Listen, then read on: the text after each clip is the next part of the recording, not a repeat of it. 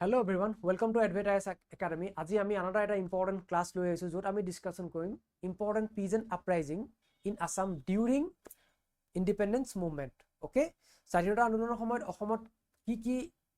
important কৃষক বিদ্ৰোহ হৈছিল গুৰুত্বপূৰ্ণ কৃষক বিদ্ৰোহ হৈছিল সেই কিটাৰ বিষয়ে আমি ডিসকাশন কৰিম আমি যদি APSC previous question বোৰ চাও প্ৰিলিমছত repeatedly খুদি আছে okay বা আদাৰ আমাৰ যিবোৰ ডিপাৰ্টমেন্টাল এক্সাম হয় তাতো আমাৰ এই কৃষক বিদ্ৰোহৰ ওপৰত কোৱেশ্চন আহা দেখা পোৱা যায় ঠিক আছে so let's start the class my dear students okay very important okay so আপোনালোকে ভাবো ক্লাছৰ পিছত ধুনিয়াকৈ এটা নোট বনাই ল'ব সো কৃষক বিদ্ৰোহ বুলি কলে আমাৰ তিনটা মেইন কৃষক বিদ্ৰোহ হৈছিল ওকে গুৰুত্বপূৰ্ণ কৃষক বিদ্ৰোহ আমাৰ অসমত তিনটা হৈছিল স্বাধীনতাৰ সময়ত সেই কিটা হল যে প্ৰথমটো হল যে আমাৰ Phulaguri uprising very important okay এতিয়া এটো যদি মই চাও যে এটো কেতিয়া হৈছিল পৰীক্ষাত কেনেকুৱা ধৰণৰ কোৱেশ্চন আহে আমি একদম এক্সাম স্পেসিফিক পঢ়িম ঠিক আছে যে পৰীক্ষাত যাতে কোৱেশ্চন আহিলে মই ইয়াৰ পৰা কৰিব পাৰো বা মেইনছটো যদি আহে মই লিখিব যাতে পাৰো ওকে শৰ্ট নোট আহিব পাৰে চাওক ফুলগুৰি আপৰাইজিংটো আমাৰ কি হয় ফুলগুৰি ধাৱা যেটো আমাৰ নগাঁৱত হৈছিল হেতু কেতিয়া হৈছিল প্ৰথম কৃষক বিদ্ৰোহ কেতিয়া হৈছিল আমাৰ অসমত এটো হৈছিল আমাৰ কেতিয়া in the year 1861 very important that year is very important repeatedly পৰীক্ষাত আহি আছে আৰু কোড হৈছিল আমাৰ এটো নগাঁৱত হৈছিল নিয়াৰ নগাঁও ওকে আমি যদি গুৱাহাটীৰ পৰা যোৰহাটলৈ গৈ থাকো তেতিয়া আমি ৰাইট সাইডে হি ফুলগুৰি ধাৱাৰ আমি হি গেটখন দেখা পোৱা যায় জাস্ট নগাঁও নোপোৱা আগতে ওকে আপোনালোকে মন কৰিব ওকে এটুকে কোৱা যায় কি ফাৰ্স্ট প্ৰথম কৃষক বিদ্ৰোহ অসমৰ যেটো প্ৰথম কৃষক বিদ্ৰোহ হৈছিল বহুত ইম্পৰ্টেন্ট কেনেকুৱা ধৰণৰ কোৱেশ্চন আহে আমি এইটো ডিসকাশন কৰাৰ পিছত আমি গম পাম ওকে ঠিক আছে কোনে এটো লিড কৰিছিল it was lead by the Tiwa ethnic community this community is also important okay কোনটো কমিউনিটি লিড কৰিছিল it was led by the Tiwa ethnic community which survive on the commercial cultivation of the poppy cultivation ওপৰত তেওঁলোকৰ লাইভলিহুডটো depend কৰি আছিল বাট গৱৰ্ণমেণ্টে কি কৰিছিল হেতু সময়ত যে পপি কাল্টিভেশনটো সাডেনলি তেওঁলোকে বেন কৰি দিছিল কমপ্লিট বেন কৰি দিছিল তাৰোপৰি আৰু এটা কথা আছিল যে আৰু কি কৰিছিল ব্ৰিটিছ সকলে যে আমাৰ কৰ কাটল বহাই দিছিল ওকে খাজানা বহাই দিছিল ল্যান্ড ৰেভিনিউ বহাই দিছিল এইবোৰ কাৰণতে কি হৈছিল মেইনলি আমাৰ কৃষক বিদ্ৰোহ হৈছিল বাট ইয়াতে আৰু এটা কথা আছিল যে আমাৰ এই পপি কাল্টিভেশনটো কি কৰিছিল কমপ্লিটলি কি কৰিছিল আমাৰ 1861 ত আমাৰ ব্ৰিটিছ গৱৰ্ণমেণ্টে কি কৰিছিল কমপ্লিটলি বেন কৰি দিছিল আৰু তেওঁলোকৰ জীৱিকা নিৰ্বাহৰ এটা মূল উৎস আছিল পপি কাল্টিভেশনটো টিৱা কমিউনিটিৰ মানুহৰ ঠিক আছে বাট গৱৰ্ণমেণ্টে কি কৰিলে ব্ৰিটিছ গৱৰ্ণমেণ্টে হেতু কমপ্লিটলি বেন কৰি দিছিল সেইকাৰণে তেওঁলোকৰ জীৱিকাৰ ওপৰত কি আহি পৰিছিল এটা প্ৰশ্ন আহি পৰিছিল হয়নে হেতু এটা মেইন ৰিজন আছিল তাৰোপৰিটো বাকিবোৰটো আছিল যে ল্যান্ড ৰেভিনিউ ইনক্ৰিজ কৰিছিল মাটিৰ খাজানা কৰ কাটল ব্ৰিটিছ চৰকাৰে কি কৰিছিল ইয়াতে আহি পেলাই ইনক্ৰিজ কৰিছিল বহুত বঢ়াই দিছিল ঠিক আছে তাৰোপৰি আৰু এটা বস্তু আমাৰ নিউজত আছিল যে হেতু সময়ত যে এই তামুল পানৰ ওপৰটো কি কৰিছিল ব্ৰিটিছ গৱৰ্ণমেণ্টে ট্যাক্স লগাই দিছিল এই নিউজটো কি হৈ পৰিছিল একদম বিওপি পৰিছিল স্প্ৰেড হৈ পৰিছিল ঠিক আছে আৰু সেই বস্তুটোৱে কি কৰিছিল যে আমাৰ যেনেকে কি কৰা যায় এটো এডেড ফুয়েল টু দি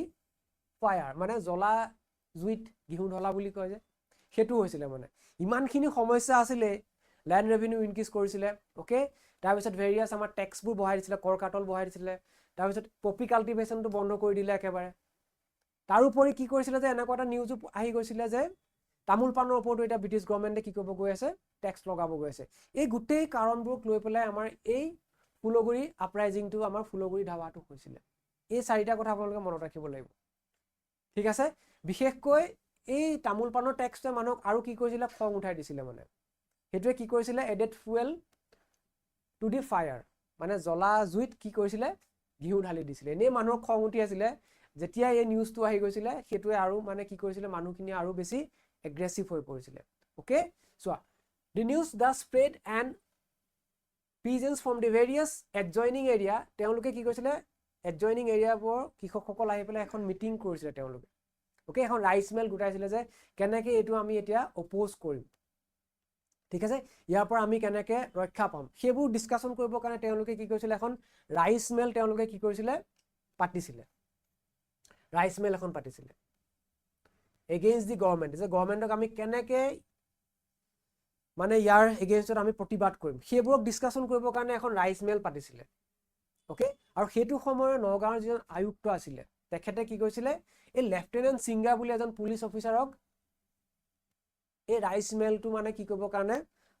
ভংগ কৰিবৰ কাৰণে পঠাই দিছিলে আৰু সেই কৃষকসকল ইমান বেছি খং উঠিছিলে তেওঁলোকে যি পুলিচ ফোৰ্স লৈ আহিছিলে লেফটেনেণ্ট সিংগাৰে সেই পুলিচ ফোৰ্সটোক তেওঁলোকে এটেক কৰিছিলে বুজি পাইছো আৰু এই লেফটেনেণ্ট সিংগাৰক কি কৰিছিলে তাতে তেওঁলোকে মাৰি পেলাই এক কলং নদীত উটাই দিছিলে বুজি পাইছো নে এটো বহুত এটা কি আছিল আমাৰ ফেমাস ইনসিডেন্ট আছিল ওকে ভেৰি ইম্পৰ্টেন্ট আৰু এটো পৰীক্ষাত বাৰে বাৰে কিন্তু খুটি আছে আপোনালোকে মনত ৰাখিব লেফটেনেণ্ট সিংগাৰ কোনটো ইনসিডেন্টৰ লগত ৰিলেট আছিল ওকে কোনটো কমিউনিটি এই Phulaguri uprising to mainly lead কৰিছিল মেইন কজেছ বোৰ কি আছিল ওকে পপি কাল্টিভেশন তাৰ পিছত আমি তামোল পানৰ ওপৰত ট্যাক্স এইখিনি কথা আমি মনত ৰাখিব লাগিব এইকিটা পইণ্ট আৰু কোনটো প্লেছত হৈছিল কোনটো ডিস্ট্ৰিক্টত হৈছিল নগাঁও ডিস্ট্ৰিক্টত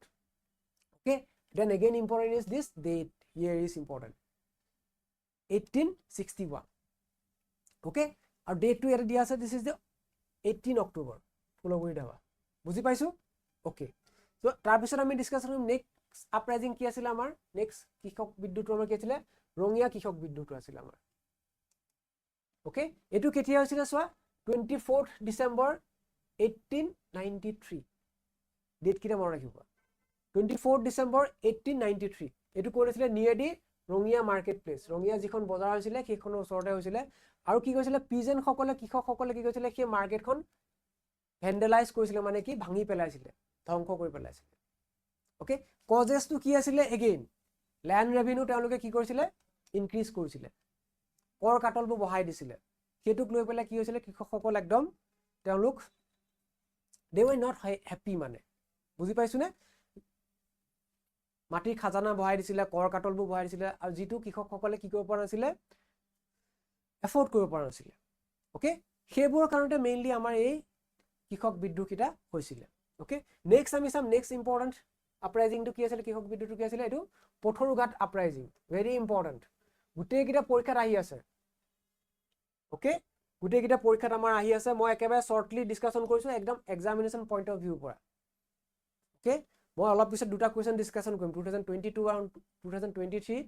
APSC CCE প্ৰিলিমিনেট আহিছে ইয়াৰ ওপৰত question okay that's why it is very important এটো কেতিয়া হৈছিল জানুৱাৰী মাহৰ আমাৰ 1894 ত হৈছিল ইয়াৰ আগতো কেতিয়া আছিল ৰঙিয়া ৰাইস মিলটো আমাৰ 24th December 1893 তাৰ অলপ দিনৰ পিছতে জানুৱাৰী মাহত আমাৰ এটো হৈছিল পথৰুঘাট আপৰাইজিংটো হৈছিল okay this revolt is also known as এটো পৰীক্ষাত খুদে যে this is also known as what Jallianwala Bagh massacre of Assam বুলি কোৱা যায় ওকে এটোকে কি বুলি কোৱা যায় অসমৰ জালিয়ানাবাগ বুলি কোৱা যায় জালিয়ানাবাগ মাসাক্ৰি অফ আসাম বুলি কোৱা যায় about 2000 riots assembled in front of the rest house of the Anderson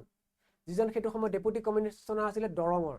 okay আৰু এটা কথা মনত ৰাখিব যে পথৰুঘাট আপৰাইজিংটো কোনটো ডিস্ট্ৰিক্টত হৈছিল দৰঙত হৈছিল বহুত ইম্পৰ্টেন্ট দেই এটো খুদে কিন্তু পৰীক্ষাত যেনেকৈ আমাৰ ফুলগুৰিটো কোট হৈছিল নগাঁৱত হৈছিল পথৰুঘাটটো আমাৰ কোট হৈছিল দৰঙত হৈছিল এই প্লেস কিটা পৰীক্ষাত খুদি থাকে ওকে কি কৰিছিল যে অলমোস্ট 2000 মান আমাৰ কৃষক হেতু সময় দৰঙৰ যিজন আমাৰ ডেপুটি কমিশনাৰ আছিল তেখেতৰ ৰেষ্ট হাউসৰ ফ্ৰন্টত গৈ পেলাই তেখেতক প্ৰে কৰিব গৈছিল যে আমাৰ কৰ কাটল বা আমাৰ খাজানাবোৰ অলপ কমাই দিও কাৰণ আমি এখিনি কি কৰিব পৰা নাই এফৰ্ড কৰিব পৰা নাই আমাৰ কাৰণে ইমানখিনি কৰ কাটল দিবলৈ কি হৈছে আমাৰ অসুবিধা হৈছে আমি পৰা নাই জাস্ট তেওঁলোকে কি কৰিব গৈছিল they were unarmed বুজি পাইছো না তেওঁলোকৰ কিন্তু কোনো কি নাছিল অস্ত্ৰ শস্ত্ৰ নাছিল কিন্তু okay they were unarmed peasants তেওঁলোকে জাস্ট এণ্ডাৰছনৰ গেষ্ট হাউসৰ ফ্ৰন্টত গৈ পেলাই প্ৰে কৰিব গৈছিল প্ৰাৰ্থনা কৰিব গৈছিল যে আমাৰ কৰ কাটলটো অলপ আপোনালোকে পাৰিলে কমাই দিও কাৰণ এটো আমি এফৰ্ড কৰিব পৰা নাই বুজি পাইছো to lose their protest against the enhanced rate of interest যিখিনি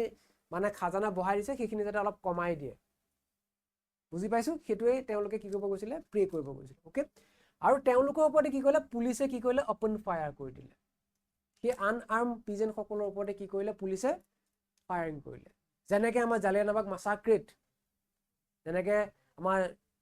ডায়াৰে সেই মানুহবোৰৰ ওপৰত কি কৰিছিল ফায়াৰিং কৰিছিল হয়নে নহয় সো তেনেকে ইয়াতো কি কৰিছিল যে সেই আনআৰ্ম পিজেন্টৰ ওপৰত কি কৰিছিল ওপেন ফায়াৰ কৰিছিল সেই কাৰণে সেই জালিয়ানাবাগ মাসাক্ৰিটো আমাৰ অসমৰ ইয়াৰ লগত কি কৰা যায় তুলনা কৰা যায় কম্পেয়াৰ কৰা যায় ভেৰি ইম্পৰ্টেন্ট পৰীক্ষাত আহি থাকে আমাৰ এই ষ্টুডেন্টস আৰু আপোনালোকে কি কৰিব যে এই প্লেস কিটা কোট হয় কোনকিটা ডিস্ট্ৰিক্টত হয় কোনটো ইয়াৰত হৈছিল সেইখিনি মনত থাকিলে হল আমাৰ প্ৰিলিমিনাৰী কাৰণে আৰু যদি মেইনছত ইয়াৰ কুৱেশ্যন আহে আমি এইখিনি যিমানখিনি কণ্টেণ্ট দিছোঁ তাৰ পৰাই আমি লিখিব পাৰিম ফাইন এতিয়া আমি চাওঁ যে ইয়াত কেনেকুৱা ধৰণৰ কুৱেশ্যন আহিছে অ'কে এইটো চাওক APSC 2022 প্ৰিলিমছত আহিছে অ'কে দেখিছেনে কি কৈছে arrange the following anti British uprising in chronological order যে কোনটো আগত হৈছিলে কোনটো পিছত হৈছিলে সেইটো কি কৰিব কৈছে এৰেঞ্জ কৰিব কৈছে অলপ আগতে পঢ়ি আহিছোঁ আমি প্ৰথমতে কোনটো হৈছিলে আমাৰ Phulaguri then Rangia uprising this is first হয়নে এইটো প্ৰথমতে হৈছিলে then this is second and this is third এটা অপশ্যন কোনটো হ'ব আমাৰ 231 ক'ত আছে দিছ ইজ মাই আনচাৰ দেখিছোনে কেনেকৈ ইউজফুল হয় আমাৰ পৰীক্ষাৰ কাৰণে yes or no my dear students চোৱা এনেকৈ কুৱেশ্যনবোৰ কিন্তু পৰীক্ষাত আহিব এইটো আহিছে 2022 প্ৰিলিমছত এগেইন নেক্সট কুৱেশ্যনটো আহিছে 2023 চাওঁ এইটো এইকেইটা কি কৰিব কৈছে আমাক মেথছ এ মেথছ বি অ'কে কেতিয়া আহিছে 2023 প্ৰিলিমছ অ'কে এতিয়া চোৱা ইয়াতে আমি পথৰুঘাটটো যদি মই চাওঁ পথৰুঘাট ক'ত আছে Patharughat it is in Darrang okay B1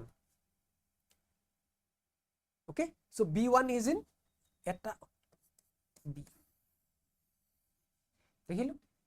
so this is very important যদি বাকি কিটা মই নাজানো still I can solve this question okay so হেকানে কিটা ডিসকাশন কৰিলো ৰিপিটেডলি পৰীক্ষা আহি আছে আৰু আপোনালোকে যদি APSC আদাৰ কুৱেশ্যনবোৰ যদি চাই বেলেগ কুৱেশ্যনবোৰ ডিপাৰ্টমেণ্টেল এক্সামত তাতো আমাৰ কি কৰা যায় যে এই পিজেন্ট আপৰাইজিং ওপৰত কুৱেশ্যন সুধি আছে repeatedly okay so হেকানে it is quite important okay আৰু যদি আপোনালোকক লাগিছে যে এই ভিডিওটো আমাৰ কাৰণে বেনিফিচিয়েল হৈছে then kindly do like share and subscribe our channel for such informative video okay thank you everyone for joining the class okay thank you আকৌ another এটা ক্লাস লৈ আহিম যত আমি আকৌ ইম্পৰ্টেন্ট টপিকবোৰ এনেকৈ ডিসকাশন কৰিম for our upcoming APSC CCE prelims okay thank you